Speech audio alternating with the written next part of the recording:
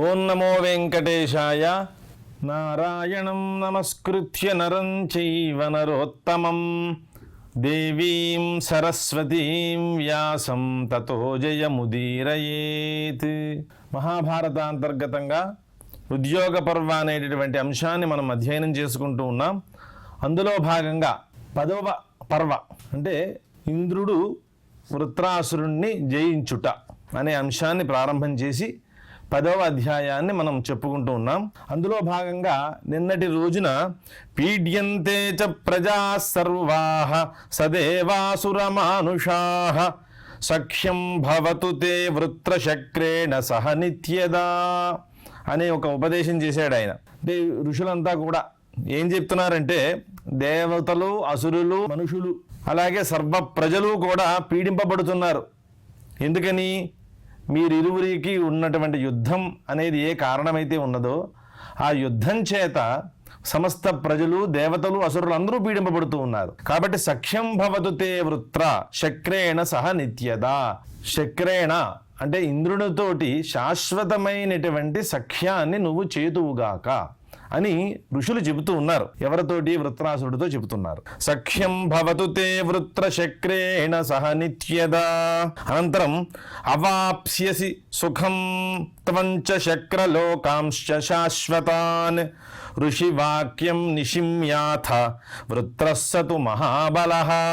అవాప్స్యసి సుఖం త్వం శక్రలోకాంశ్చ శాశ్వతాన్ ఋషివాక్యం నిశమ్యాథ వృత్రస్సతు మహాబలః. అయితే ఈ విధంగా నేను అతనితోటి మైత్రిని ఏర్పరచుకోవడం వల్ల నాకు కలిగే ప్రయోజనం ఏముంది అని అతని అభిప్రాయానికి ఋషులు సమాధానం చెబుతూ ఉన్నారు. అవాప్స్యసి సుఖం త్వం శక్రలోకాంశ్చ శాశ్వతాన్. ఇంద్రలోకములన్నిటినీ కూడా నువ్వు పొందుతావు. ఇది ప్రయోజనం అన్నమాట. ఋషివాక్యం నిశమ్యాథ. మేము చెప్పేటటువంటి ఈ ఋషివాక్యం ఏదైతే ఉన్నదో అది విని వృత్రః సతు మహాబలః. మహాబలుడైనటువంటి వృత్రుడు ఏం చెప్తున్నాడంటే ఋషులతో ఈ విధంగా పలికేట. ఉవాచ తాన్ ఋషీన్ సర్వాన్ ప్రణమ్య శిరసా అసురః సర్వే యూయం మహాభాగాః గంధర్వాశ్చైవ సర్వశః. ఉవాచ తాన్ ఋషీన్ సర్వాన్ ప్రణమ్య శిరసాసురః సర్వే యూయం మహాభాగాః గంధర్వాశ్చైవ సర్వశః. అతను ఎంతో వినయ సంపన్నుడు కాబట్టి, విధేయత ఉన్నవాడు కాబట్టి, ఋషులు యందు ఎంతో గౌరవం ఉన్నవాడు కాబట్టి వాళ్ళతోటి ఈ విధంగా పలుకుతున్నట్ట. అందరికీ కూడా నమస్కరించేట ఆయన. శిరస్సు వంచి నమస్కరించాడు. అసురః సర్వే యూయం మహాభాగాః. మీరంతా కూడా మహాభాగులు అంటే ఎంతో తపస్సు చేసినటువంటి వాళ్ళు, గొప్ప యశస్సంపన్నులు అని చెబుతూ ఉన్నాడు. గంధర్వాశ్చైవ సర్వశః. అలాగే గంధర్వులు కూడా. యద్బ్రూథ తచ్ఛృతం సర్వం మమాపి శృణుతానఘాః సంధిః కథం వై భవితా మమ శక్రస్య చోభయోః తేజసోరిహి ద్వయోర్దేవాః సఖ్యం వై భవితా కథం. యద్బ్రూథ తచ్ఛృతం సర్వం మమాసి శృణుతానఘాః సంధిః కథం వై భవితా మమ శక్రస్య శోభయోః తేజసోరిహి ద్వయోర్దేవాః సఖ్యం వై భవితా కథం. యద్బ్రూథ తచ్ఛృతం సర్వం మమాపి శృణుతానఘాః సంధిః కథం వై భవితా మమ శక్రస్య చోభయోః తేజసోరిహి ద్వయోర్దేవాః సఖ్యం వై భవితా కథం. మీరు చెప్పినట్లే నేను చేస్తాను. అయితే అతని అభిప్రాయం ఇలా చెబుతూ ఉన్నాడు. యద్బ్రూథ తచ్ఛృతం. మీరు ఏదైతే చెప్పారో అది నేను వింటాను. ఆ మొత్తం అంతా మీరు చెప్పిన ప్రతి మాట నేను వింటాను. అయితే నేను చెప్పే మాట కూడా మీరు వినండి. మమాపి శృణుతానఘాః. ఎంతో గౌరవంతో అనఘాహను సంబోధించాడు. అఘం అంటే పాపం. అఘరహితాహ అంటే ఋషులు, దేవతలు వీళ్ళంతా కూడా పాపరహితులు, పాపలేశము లేని వాళ్ళు వారంతా. మమాపి శృణుతానఘాః సంధిః కథం వై భవితా మమ శక్రస్య చోభయోః. ఇంద్రుడికి నాకు మా ఇరువురికి సంధి ఏ విధంగా కలుగుతుంది అంటే దానికి ఒక ఉపపత్తి చూపిస్తూ ఉన్నారన్నమాట. సంధి కథం వై భవితా మమ శక్రస్య చోభయో. నాకు ఇంద్రుడికి సంధి చేయాలనుకుంటున్నారే, అది ఏ విధంగా కుదురుతుంది, ఎందుకు కుదరదు అంటే తేజసోరిహి ద్వయోర్దేవాః సఖ్యం వై భవితా కథం. రెండు తేజస్సులు ఇవి, అతడొక తేజస్సు నేనొక తేజస్సు. రెండు తేజస్సులకి సంధి ఏ విధంగా చేయగలుగుతారు? ఒక తేజస్సు ఒక చీకటి ఉంటే గనక రెండిటికి సంధి చేయొచ్చు. అంటే సంధి చేయడానికి రెండు సమమైనటువంటి వస్తువులకి సంధి చేయలేం. రెండు తేజస్సులే అన్నప్పుడు ఏ విధంగా సంధి చేయగలుగుతాము?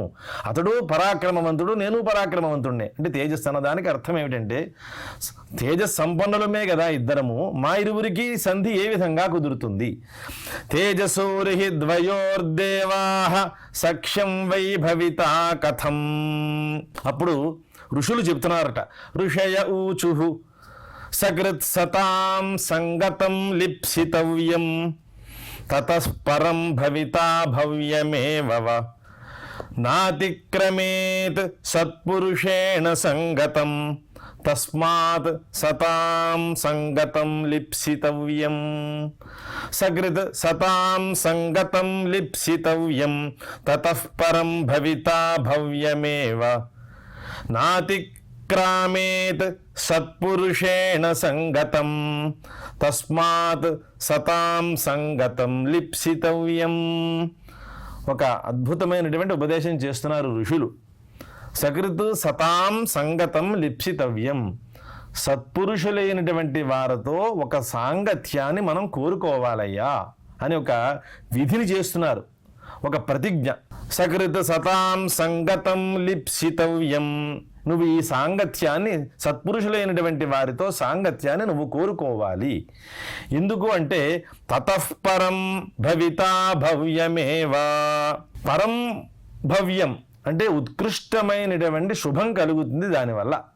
తతః పరం భవితా భవ్యమేవ నాతిక్రామేత్ సత్పురుషేణ సంగతం. సత్పురుషుడైనటువంటి వాడితో సాంగత్యాన్ని ఎప్పుడూ అతిక్రమించకూడదు. సత్పురుషునితో ఉండేటటువంటి సాంగత్యం వల్ల ఎంతో ప్రయోజనం చేకూరుతుంది. కాబట్టి సత్పురుషునితో సాంగత్యాన్ని ఎప్పటికీ అతిక్రమించకూడదు అనేటటువంటి ఒక ఉపదేశం చేస్తున్నారు అందులో. తస్మాత్ సతాం సంగతం లిప్సితవ్యం. పూర్వం చెప్పినటువంటి ఏ కారణములైతే ఉన్నాయో ఆ కారణముల ద్వారా సత్పురుషులతో సాంగత్యం కోరుకోదగినది. ఇది ఆరంభంలోనూ సకృత్ సతాం సంగతం లిప్సితవ్యం అనుంది. అలాగే తస్మాత్ సతాం సంగతం లిప్సితవ్యం అని ఉపసంహార వాక్యంలోనూ ఉంది. అంటే ఉపక్రమ ఉపసంహార న్యాయం అంటారు దీన్ని. ఆరంభంలో ఏ విషయమైతే మనం ప్రతిజ్ఞ చేశామో ఆ చేసిన ప్రతిజ్ఞ ఏదైతే ఉన్నదో అదే ఉపసంహారంలోనూ చూపిస్తారు. అంటే ప్రతిజ్ఞ ఎప్పటికీ విస్మరించకూడదు. మనం దేన్నైతే ప్రతిజ్ఞ చేశామో, ఏమని ప్రతిజ్ఞ చేశామో అది ఎప్పటికీ విడనాడకూడదు. అదే ఉపసంహార వాక్యంలో కూడా ఆ అంశములనే మనకి చూపించడం ద్వారా సత్పురుషులతో ఎప్పటికీ మనము సాంగత్యాన్ని కోరుకోవాలి తప్ప ఎప్పటికీ అతిక్రమించకూడదు అనేటటువంటి ఒక బలమైన ఉపదేశం చేస్తున్నారు ఋషులు. సకృత్ సతాం సంగతం లిప్సితవ్యం తతః పరం భవితా భవ్యమేవ నాతిక్రామేత్ సత్పురుషేణ సంగతం తస్మాత్ సతాం సంగతం లిప్సితవ్యం. దృఢం సతాం సంగతం చాపి నిత్యం బ్రూయాచ్చార్థం హి అర్థకృచ్ఛ్రేషు ధీరః మహార్థవత్ సత్పురుషేణ సంగతం తస్మాత్ సంతం న జిఘాంసేత ధీరః. ఇంకొక మంచి ఉపదేశం చేస్తూ ఉన్నారు. దృఢం సతాం సంగతం చాపి నిత్యం బ్రూయాచ్చార్థం హి అర్థకృచ్ఛ్రేషు ధీరః మహార్థవత్ సత్పురుషేణ సంగతం తస్మాత్ సంతం న జిఘాంసేత ధీరః. సత్పురుషులతో సాంగత్యం ఎప్పటికీ దృఢంగా ఉండాలట. దృఢం సతాం సంగతం చాపి నిత్యం అంటే శాశ్వతముగా వాళ్ళతోటి సాంగత్యం అనేది దృఢంగా ఉండాలి. అంటే ఎప్పటికీ వాళ్ళతో సాంగత్యం చెదిరిపోకూడదు. దీనికి బ్రూయాచార్థం హి అర్థకృచ్ఛ్రేషు ధీరః అంటే ప్రయోజనం ఏమిటో తెలియక క్లేశపడుతున్నారట. అటువంటి వాళ్ళకి ఏం చెయ్యాలి? అర్థకృచ్ఛ్రం అంటే ఒక ప్రయోజనం ఏమిటో తెలియక, ఎలా ప్రయోజనం పొందాలో తెలియక, అంటే మీ పూర్వ శ్లోకాల దగ్గరికి వెళితే ఒకసారి మీ ఇరువురి వల్ల లోకమంతా క్షయమే కానీ ఎక్కడా శాంతి లేదు కదా, ప్రయోజన శూన్యమే ఉన్నది. కాబట్టి ప్రయోజన క్లేశములు అనుభవిస్తున్నటువంటి మేమందరము కాబట్టి మాకు ఇటువంటి అర్థక్లేశములు అనుభవించేటప్పుడు ధీరః తెలివైనటువంటి వాడు ఏం చేస్తాడంటే బ్రూయాచార్థం ఒక అర్థము చెప్పాలట, వాడు ఒక ప్రయోజనాన్ని చెప్పాలట. అంటే మనం లోకంలో చూడండి, ఇప్పుడు ఆర్థిక సంక్షోభం అని అంటాం కదా. ఈ ఆర్థిక సంక్షోభం ఏర్పడినప్పుడు సరైనటువంటి ధీరుడు అంటే లోకానికి హితవు చేసేటువంటి వ్యక్తి ఎవడైతే ఉంటాడో ఆ వ్యక్తి ఏం చేస్తాడు? ఉన్నటువంటి సంక్షోభాన్ని దృష్టిలో పెట్టుకుని ఈ విధంగా చేస్తే ఈ సంక్షోభం నుంచి మనమందరం బయటపడతామని ఉపదేశం చేస్తాడు. అంటే దానికి తగినటువంటి ఉపాయాన్ని చూపిస్తాడు. అదే రీతిలో ఇప్పుడు వృత్రుడికి ఇంద్రుడికి ఏర్పడినటువంటి యుద్ధ వాతావరణం వల్ల మొత్తం లోకములన్నీ కూడా అర్థకృచ్ఛ్రములయ్యాయి, ప్రయోజన శూన్యములైపోయాయి. కాబట్టి ఆ అర్థకృచ్ఛ్రములు ఏర్పడినప్పుడు, అర్థములు అన్నీ ప్రయోజనం అనేది క్లేశములుగా ఏర్పడినప్పుడు, ప్రయోజన క్లేశము ఏర్పడినప్పుడు ధీరుడైనటువంటి వాడు ఒక ప్రయోజనాన్ని చెప్పాలి. అది నిర్ణయం. మహార్థవత్ సత్పురుషేణ సంగతం ఇలాంటప్పుడు ఏం చేయాలి అంటే సత్పురుషునితో సంగతం అంటే మనం కలవడం వల్ల, ఒక సత్పురుషునితో మనం సాంగత్యాన్ని ఏర్పరచుకోవడం వల్ల అది మహార్థవద్భవతి, ఎంతో గొప్ప ప్రయోజనాన్ని కలిగినది అవుతుంది. అది మహార్థవత్ సత్పురుషేణ సంగతం, సత్పురుషునితో సంగతం అనేది గొప్ప ప్రయోజనాన్ని చేకూర్చేదే అవుతుంది. తస్మాత్ సంతం న జిఘాంసేత ధీరః కాబట్టి సత్పురుషుడైనటువంటి వాణ్ణి, ధీరుడైనటువంటి వాడు అంటే చాలా తెలివైనటువంటి వాడు ఎప్పటికీ వాణ్ణి హింసించడు, చంపడు అని అన్నాడు ఈయన. అంటే అర్థమేముంది? ఇందులో నువ్వు వృత్రాసురుడివై ఉన్నావు, సర్వలోక వ్యాపిగా ఉన్నావు, నువ్వు ఎంతో పరాక్రమశాలివి, తేజశాలివై ఉన్నావు. ఇంద్రుడు కూడా అటువంటి వాడే కదా. కాబట్టి నువ్వు ఇంద్రుణ్ణి చంపాలని అనుకుంటున్నావు కదా, అది సత్పురుషునితో చేయాల్సిన పని కాదు. సత్పురుషునితో ఎప్పుడూ సాంగత్యమే ఉండాలి తప్పితే వాడి పట్ల నీకు వైరబుద్ధి ఉండకూడదు, వాడిని హింసించాలని అనుకోకూడదు అనేటువంటి ఒక ఉపదేశం చేస్తున్నారు. తస్మాత్ సంతం న జిఘాంసేత ధీరః దృఢం సతాం సంగతం చాపి నిత్యం బ్రూయాచార్థం అర్థకృచ్ఛ్రేషు ధీరః మహార్థవత్ సత్పురుషేణ సంగతం తస్మాత్ సంతం న జిఘాంసేత ధీరః. ఇంద్రః సతాం సమ్మతశ్చ నివాసశ్చ మహాత్మనాం సత్యవాదీ హ్యనింద్యశ్చ ధర్మవిత్ సూక్ష్మనిశ్చయః. ఇంద్రః సతాం సమ్మతశ్చ నివాసశ్చ మహాత్మనాం సత్యవాదీ హ్యనింద్యశ్చ ధర్మవిత్ సూక్ష్మనిశ్చయః.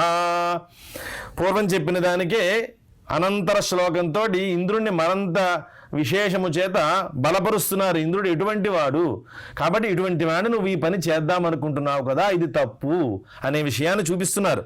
ఇంద్రః సతాం సమ్మతశ్చ సత్పురుషులైనటువంటి వారిని ఎప్పుడూ కూడా అతడు గౌరవిస్తూనే ఉంటాడు, వారిని పూజిస్తాడు. ఇంద్రసతాం సమ్మతశ్చ నివాసశ్చ మహాత్మనాం మహాత్ములైనటువంటి వారికి ఎప్పుడూ అతను ఆశ్రయం ఇస్తాడు తప్పితే ఎప్పుడూ అతను వేరే వాళ్ళ పట్ల సంకోచ బుద్ధి అతనికి ఉండదు. వేరే రకమైనటువంటి అన్యథా బుద్ధి అంటే వేరే రకమైన హింసా బుద్ధి ఇంద్రుడికి ఉండదు అని చెప్పడంలో ఈ ఉపదేశం చేస్తున్నారు. ఇంద్రసతాం సమ్మతశ్చ నివాసశ్చ మహాత్మనాం సత్యవాదీ హ్యనింద్యశ్చ ఇంద్రుడు ఎటువంటి వాడో చెప్పడం కోసమని అతను సత్యవాది అంటే సత్యమునే పలుకుతాడు తప్పితే ఎప్పుడు అసత్యం చెప్పడు. అనింద్యుడు లోకముల చేత నిందింపబడి భయపడేటువంటి వాడు కాదు. అందరికీ అతడు ప్రభువై ఉన్నాడు, దేవలోకానికి రాజుగా ఉన్నాడు ప్రభువు. సత్యవాది హ్యనింద్యశ్చ ధర్మవిద్, ధర్మమంతా తెలిసినటువంటి వాడు కాబట్టి సూక్ష్మ నిశ్చయ, ధర్మం ఎప్పుడైతే తెలిసిందో సూక్ష్మమేదో అతనికి తెలుస్తుంది కాబట్టి సూక్ష్మాన్ని నిశ్చయించేసేటువంటి సామర్థ్యం ఉన్నవాడు కాబట్టి ఇంద్రుడు ఇంతటి వాడు కాబట్టి నువ్వు అతన్ని జిఘాంసేత, అతన్ని హింసించాలని అనుకోకూడదు, హింసించకూడదు అని చెప్తున్నారు. తేన తే సహశక్రేణ సంధిర్భవతు నిత్యదా ఏవం విశ్వాసమాగచ్చ మాతే భూద్బుద్ధిరన్యథా. తేన తే సహశక్రేణ సంధిర్భవతు నిత్యదా ఏవం విశ్వాసమాగచ్చ మాతే భూద్బుద్ధిరన్యథా. మేం చెప్పినటువంటి ఉపదేశం ఏమైతే ఉన్నదో ఆ ఉపదేశాన్ని నువ్వు విను. తేనతే సహ శక్రేణ, శక్రునితో ఇంద్రునితో నువ్వు సంధి ఏర్పరుచుకో, అది శాశ్వతముగా అతనితో సంధిని పెట్టుకో, మైత్రిని ఏర్పరుచుకో. తేనతే సహ శక్రేణ సంధిర్భవతు నిత్యదా ఏవం విశ్వాసమాగచ్చ. మేమింత ఈ విధంగా ఇంద్రుడి గురించి చెబుతూ ఉన్నాం కదా, కాబట్టి మేము చెప్పినటువంటి వాక్యానికి నువ్వు గౌరవం ఇచ్చి విశ్వాసం ఇచ్చి విశ్వాసంతో ఆగచ్చ, మేము చెప్పేటువంటి వాక్యాన్ని నువ్వు పొందు.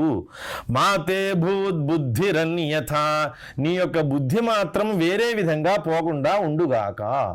అంటే మేము ఇంత చెబుతున్నాం కదా, నీ ఆలోచన నీదే కాదు, నువ్వు అనుకున్న పని చేయడమే కాకుండా మేము ఇంతమంది వచ్చి లోకహితం కోసం ఈ విషయాన్ని మేము మీకు చెబుతున్నాం కాబట్టి మీ ఇద్దరు సంధి చేసుకోవడమే యుక్తము.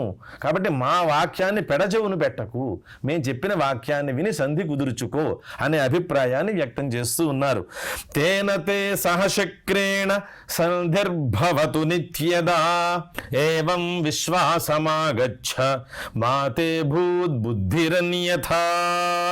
శల్య ఉవాచ, ఇదంతా శల్యుడు యుధిష్ఠిరుతో చెబుతున్నటువంటి వృత్తాంతం.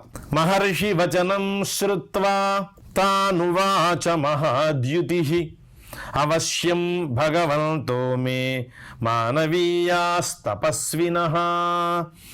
మహర్షి వచనం శ్రుత్వా తానువాచ మహాద్యుతిః అవశ్యం భగవంతః మే మాననీయాః తపస్వినః. మహర్షులందరినీ ఈ విధంగా కొనియాడుతున్నాడు ఆయన. మహర్షి వచనం అంతా విన్నాడు కదా, మహర్షులు చెప్పేటువంటి మాటలన్నీ విన్నాడు. తిరిగి వాళ్ళతోటి ఈ విధంగా అన్నట్ట. మహాద్యుతి, అతని పరాక్రమం తేజస్సు సామాన్యమైంది కాదు. అవశ్యం, తప్పనిసరిగా నేను మీరు చెప్పినటువంటి మాటని వింటాను. అవశ్యం భగవంతో మే మాననీయా, మీరు నాకంతా మీరు మహా తపస్వి సంపన్నులు, తపస్సంపన్నులైనటువంటి వారు మీరు. మాననీయా, లోక పూజ్యులు మీరంతా. భగవంతః, కాబట్టి ఈ విధంగా ఉన్నటువంటి మీరందరూ నాకు ఒక హితాన్ని చెబుతున్నారు కాబట్టి దీన్ని అంగీకరిస్తాను, దీన్ని నేను వింటాను. అవశ్యం భగవంతో మే మాననీయాస్తపస్వినః బ్రవీమి యదహం దేవాః తత్సర్వం క్రియతే యది తతః సర్వం కరిష్యామి యదూచుర్మాం ద్విజర్షభాః. పూర్వం మీరు చెప్పిన పని చేస్తాను, మీరంతా తపస్సంపన్నులు పూజ్యులు అని చెప్పి వాళ్ళని గౌరవించాడు ఆయన. మంచి మాటలతోటి వాళ్ళని గౌరవం చేశాడు. అయితే ఒక కండిషన్ పెడుతూ తర్వాత అనంతర శ్లోకంతో ఆయన అభిప్రాయాన్ని చెబుతూ ఉన్నాడు. బ్రవీమి యదహం దేవాః తత్సర్వం క్రియతే యది తతః సర్వం కరిష్యామి యదూచుర్మాం ద్విజర్షభాః. ఏదైతే మీరు చెప్పారో దాన్ని నేను చేస్తాను. తత్సర్వం క్రియతే యది, ఏ విధంగా అయితే ఇది క్రియతే, మొత్తం మీరు ఇది కనుక జరగబోయేటట్లయితే, మీరు చెప్పింది ఏదైతే ఉన్నదో అదంతా కూడా జరగబోయేటట్లయితే గనక మీరు చెప్పిన మాటని నేను తప్పకుండా వింటాను. మహర్షి వచనం శ్రుత్వా తానువాచ మహాద్యుతిః అవశ్యం భగవంతో మే మాననీయాస్తపస్వినః బ్రవీమి యదహం దేవాః తతః సర్వం క్రియతే యది బ్రవీమి యదహం దేవాః తత్సర్వం క్రియతే యది తతః సర్వం కరిష్యామి యదూచుర్మాం ద్విజర్షభాః. ద్విజర్షభాః ద్విజశ్రేష్ఠాః మహర్షయః అని సంబోధన చేస్తూ మీరు ఏదైతే నాకు చెప్పారో అదంతా నేను తప్పకుండా చేస్తాను, మీరు చెప్పిందంతా చేస్తాను. సర్వం కరిష్యామి యదూచుః మాం ద్విజర్షభాః అని చెబుతున్నాడు ఈయన. బ్రవీమి యదహం దేవాః తత్సర్వం క్రియతే యది తతః సర్వం కరిష్యామి యదూచుర్మాం ద్విజర్షభాః. అంటే ఆయన ఏదైతే నేను చెప్పేది ఏది అది జరిగేటట్లయితే గనక నేను మీరు చెప్పిన పని నేను చేస్తాను అన్నాడు.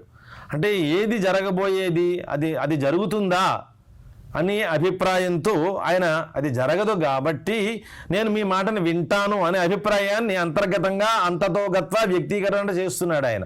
అంటే ఆయన కోరికలన్నీ ఎలా ఉన్నాయంటే నన్ను ఏ విధంగానూ చంపడానికి అవకాశము లేకుండా ఉండేటటువంటి కోరికలన్నీ ఆయన ఇందులో చూపిస్తూ ఉన్నాడు. కాబట్టి ఇది గనక మీరు చెప్పింది ఏదైతే ఉండదో అదంతా నేను చేస్తాను, మీ మాట నేను వింటాను, నేను చెప్పబోయేది గనక ఇది గనక జరిగేటట్లయితే మీరు చెప్పింది నేను చేస్తాను అని అంటున్నాడు ఆయన.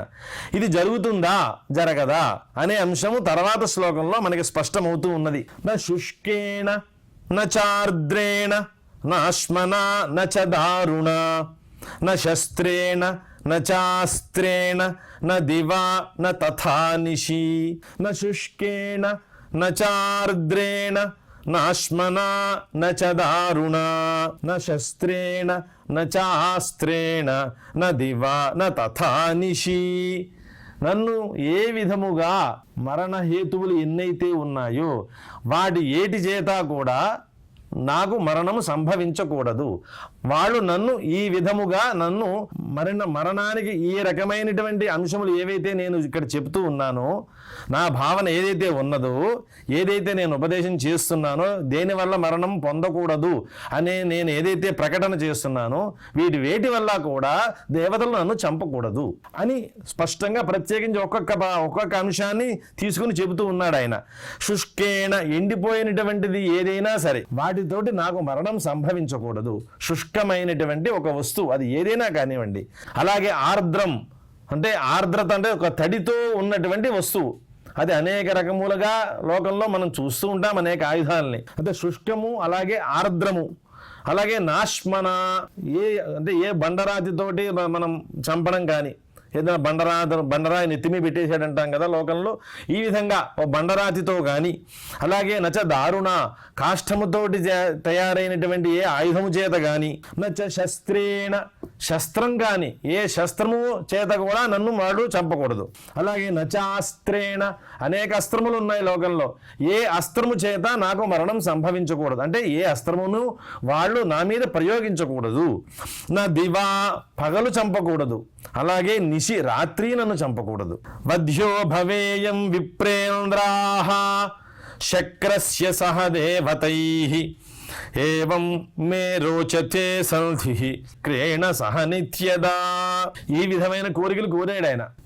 అంటే ఎన్ని రకాలుగా శుష్కేణ నచార్ద్రేణ నాశ్మనా నచ దారుణ నచ శస్త్రేణ నచాస్త్రేణ న దివా తథా నిశి. 8 రకాలుగా ఆయన మరణాలు నాకు సంభవించకూడదు. వాళ్ళు నన్ను ఈ విధంగా నన్ను మరణానికి ఏమాత్రము అవకాశం ఉంచేటట్లు చేయకూడదు. అంటే ఈ విధముగా నేను మరణించకూడదు, వాళ్ళు ఈ విధంగా నన్ను చంపకూడదు అని వాళ్ళు ప్రత్యేకించి ఆయన యొక్క అభిప్రాయాన్ని ఇందులో చెబుతూ ఉన్నాడు. వధ్యో భవేయం విప్రేంద్రాః శక్రస్య సహ దైవతైః. దేవతలతో కూడి శక్రుడు ఎప్పుడు కూడా నన్ను చంపకూడదు. వధ్యో భవేయం విప్రేంద్రాః శక్రస్య సహ దైవతైః. దేవతలతో కూడినటువంటి ఇంద్రుడు నన్ను ఈ విధంగా చంపకూడదు. అంటే పూర్వం చెప్పినటువంటి ఎన్ని అంశాలైతే ఉన్నాయో వీటి ద్వారా నాకు మరణం సంభవించకూడదు, వీటి వల్ల నేను మరణించకూడదు. ఏవం మే రోచతే సంధి శక్రేణ సహ నిత్యదా. ఈ విధంగా గనక అయినట్లయితే నేను శక్రుడితోటి అంటే ఇంద్రుడితో సంధి చేసుకోవడానికి, శాశ్వతమైనటువంటి సంధి చేసుకోవడానికి సిద్ధంగా ఉన్నాను అని ప్రకటన చేశాడు ఆయన. ఏవం మే రోచతే సంధి శక్రేణ సహ నిత్యదా నచ శుష్కేణ శుష్కేణ నార్ద్రేణ నాశ్మనా నచ దారుణ న శస్త్రేణ నాస్త్రేణ న దివా న తథా నిశి వధ్యో భవేయం విప్రేంద్రాః శక్రస్య సహ దైవతైః ఏవం మే రోచతే సంధి శక్రేణ సహ నిత్యదా. ఈ విధంగా చెప్పి ఇక్కడ ఈ రకంగా అయితే నేను సంధి చేసుకోవడానికి సిద్ధంగా ఉన్నాను అని వృత్రాసురుడు ఋషులతోటి ఈ అభిప్రాయం చెప్పాడు. ఇక్కడతోటి ఈరోజు ఈ ఉపన్యాస కార్యక్రమాన్ని మనం సమాప్తి చేసుకుంటూ రేపటి రోజున అనంతర శ్లోకంతో మళ్ళీ పునః ప్రారంభం చేసుకుందాం. శ్రియః కాంతాయ కళ్యాణ నిధయే నిధయేర్థినాం శ్రీ వెంకట నివాసాయ శ్రీనివాసాయ మంగళం.